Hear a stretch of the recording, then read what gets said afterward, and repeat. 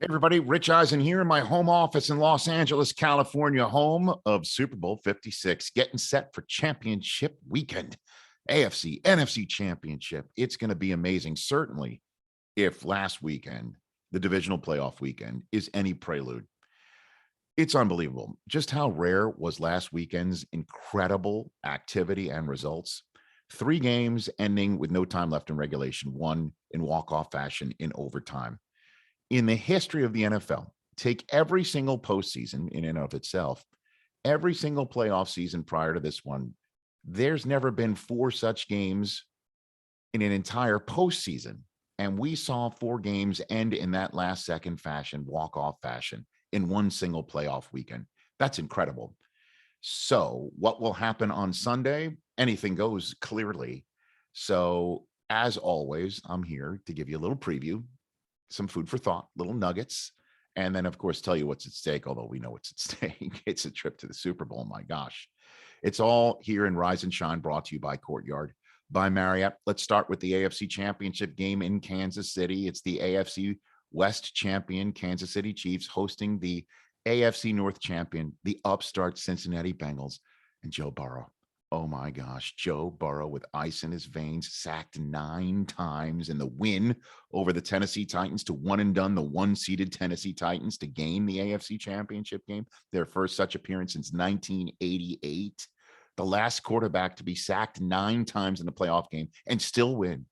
Future Hall of Famer Len Dawson for the 1966 Chiefs in the AFL Championship game.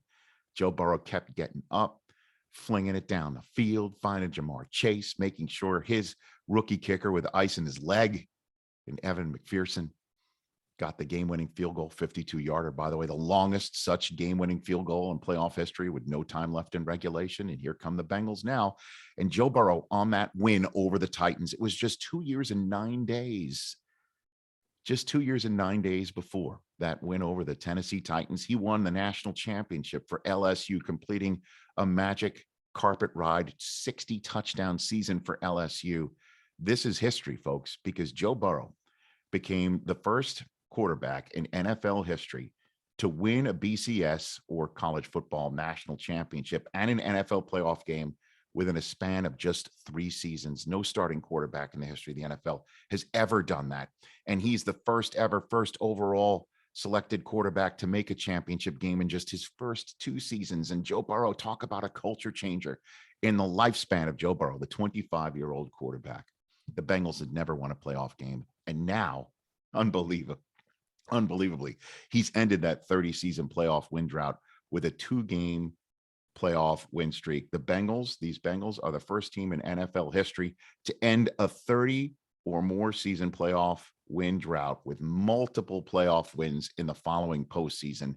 They are doing stuff that not even Bengals fans could dream that Joe Burrow was going to bring them, but he's brought them to the AFC Championship game to take on the new OG in town, Patrick Mahomes. Yeah, he's the OG of this playoff weekend. Sure, Matthew Stafford is older on his birth certificate, but Patrick Mahomes, with this championship weekend being the first championship weekend without either Tom Brady or Aaron Rodgers in it since 2009, he is the OG. 4 straight conference championship game appearances. Unbelievable. Trying to make a Super Bowl now for a 3rd straight year. We all know what's at stake for the Kansas City Chiefs. They're at home, and unbelievably, talk about this season. How many people buried the Chiefs back in September and October when they were under 500, no fewer than 3 different times this season. And now, after all of that, they are hosting the AFC Championship game. And one of the reasons why they are so fortunate to still be hosting it is 2 reasons. One, the Cincinnati Bengals knocked out the Tennessee Titans, the top seed. But the reason why the Titans were the top seed and not the Chiefs is because the Bengals beat the Chiefs in Cincinnati in week 17. So this is a quick turnaround rematch.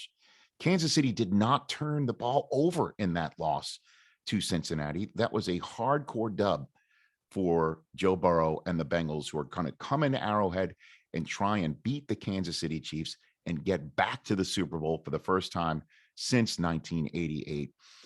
Playmakers all over the lot. Jamar Chase, Tyreek Hill, Joe Mixon, obviously Travis Kelce, Mahomes, Burrow, two terrific kickers, the aforementioned McPherson, and then Harrison Butker, the butt kicker. This is going to be loud. It's going to be huge. And I cannot wait to see how this AFC Championship game plays out.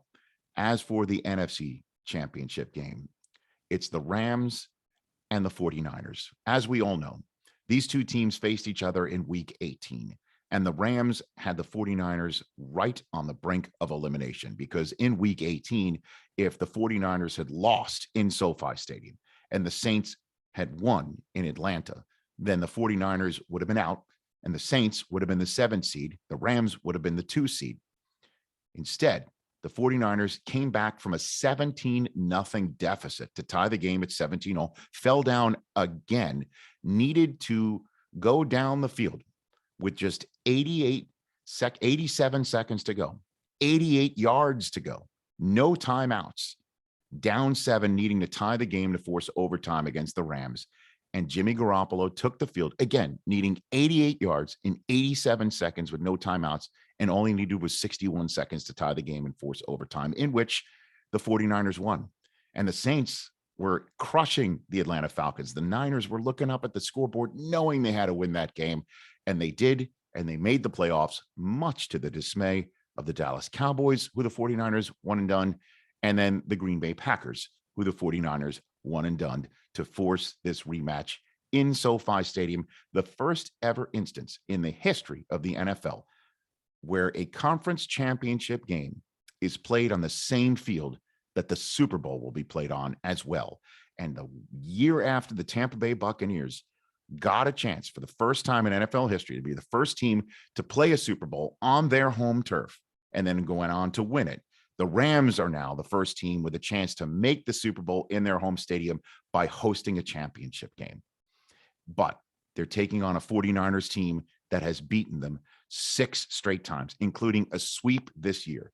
This is the 34th time ever in the history of the NFL in which a team has swept a division opponent twice in the regular season. And now here comes a rematch. How many times has a team gone on and swept them? All 3 in the history of the NFL, the 33 previous times.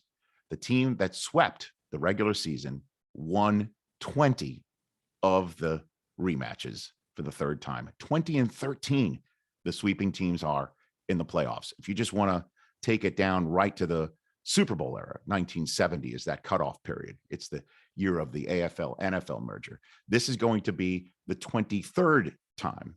And in the Super Bowl era, the team that has swept the regular season series, gone on and took both games, in the 3rd game, that team is 14-8 in the previous 22 such appearances. So yeah, the Rams have their hands full, but we already know that with Deebo Samuel playing the way that he's playing, and this Niners defense playing the way that it's playing, and Jimmy Garoppolo not really lighting it up, but still getting the 49ers what they need to move down the field, to matriculate the ball, to use that famous Kansas City Chiefs term.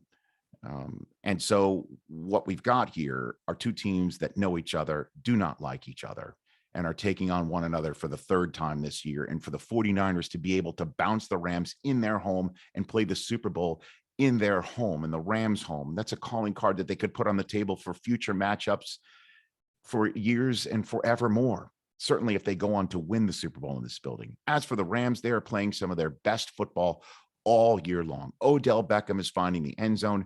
Von Miller is finding the quarterback, including Tom Brady last week. Sack, forced fumble, and recovery. He had the triple play against Tom Brady last week. Aaron Donald is playing lights out. Cooper Kupp, what a huge game he had despite a fumble last week, including the 44-yarder to set up the eventual game winner after the Rams blew a 27-3 lead. None of the turnovers that they had that caused the Bucs to come back in that game, that allowed them to come back in that game, none of them courtesy of Matthew Stafford, who is playing his best football.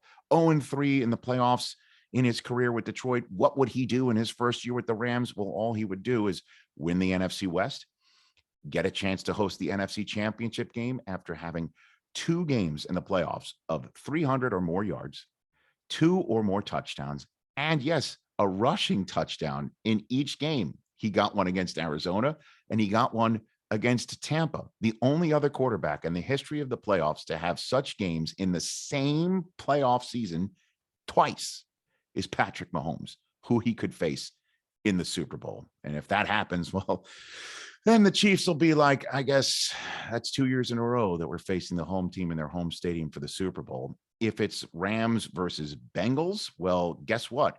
That would be the second ever matchup in the history of the Super Bowl between first overall drafted quarterbacks. The other one was Cam versus Peyton Manning in Super Bowl 50.